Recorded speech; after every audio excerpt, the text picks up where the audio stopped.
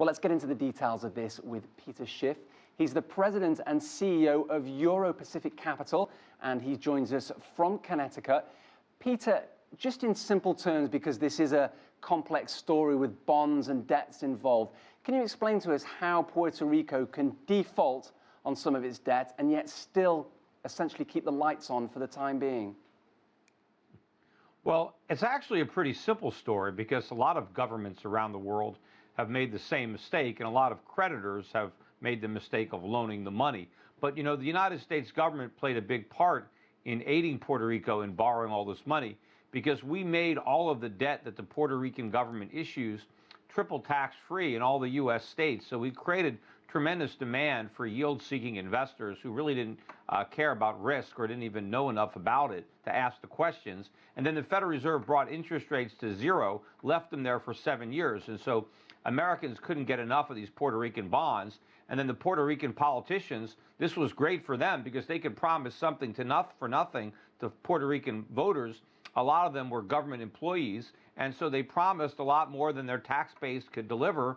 And you know, creditors finally woke up, and the country is broke, it's not a country, it's a possession of the United States, but they are broke, and at least the governor admitted that it's impossible to repay. But you know, the irony is the United States is actually more broke than Puerto Rico.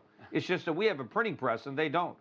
Well, the U.S. aside in the U.S. finance, is there a moral case, Peter, for the U.S. stepping in and essentially wiping the slate clean for Puerto Rico? After all, these are U.S. passport holders. No, I mean, there's never a moral case for a bailout like that. I mean, it's immoral. It's basically theft.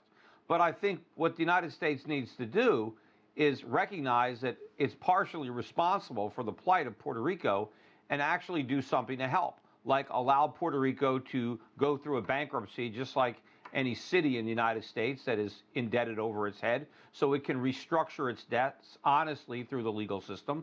And then, of course, the United States can make it easier for Puerto Rico to dig itself out of this hole by sparing it from the minimum wage law that we imposed on Puerto Rico that's much too high for the island. We could repeal the Jones Act that makes it extremely expensive to ship goods in and out of Puerto Rico. There are all sorts of ways that we are undermining the Puerto Rican economy. We can stop that. We can end the welfare state, which is enticing so many Puerto Ricans not to work. And if we want to give tax breaks, why don't we just make the interest or dividends on private investments, not to the Puerto Rican government, but to private companies, to entrepreneurs? We can exempt them from tax. I think the governor of Puerto Rico might say to you there is a moral case here. He said recently in Washington, D.C., that Wall Street had won. He's essentially saying that all those finance people who'd made a lot of money from those debts had essentially won. So I think he would say to you there is a moral case for the U.S. coming in and trying to help Puerto Rico in some way. The bailout wouldn't help Puerto Rico. It would enrich all the hedge fund speculators who bought up that Puerto Rican debt for pennies on the dollar. You know, what's the point of using taxpayer money and funneling it to hedge funds through Puerto Rico?